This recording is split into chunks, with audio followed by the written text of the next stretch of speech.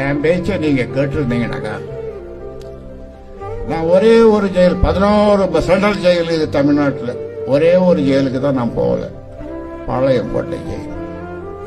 எல்லா ஜெயிலுக்கும் உங்களுக்காக போய் கஷ்டப்பட்டு அந்த என் பேச்ச நீங்க என்னைக்குதான் கேட்க போறீங்க? என்னைக்குதான் நாம வாழ போறோம்? என்னைக்குதான் நீங்க வாழ போறீங்க சொல்லுங்க. இந்த தரம் இந்த இடைத்தேர்தல் நீங்க என் பேச்ச கேட்டீங்கன்னா ஒரு பயம் வரும் இந்த அரசுக்கு.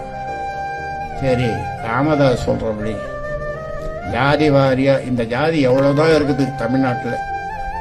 வன்னியர் மட்டும் இல்ல, எல்லாம் முதலியார், ரெட்டியார், யாதவர் எல்லா ஜாதியும் தான் எடுக்க சொல்றோம். வன்னியரை மட்டும் எடுக்க சொல்லல நான்.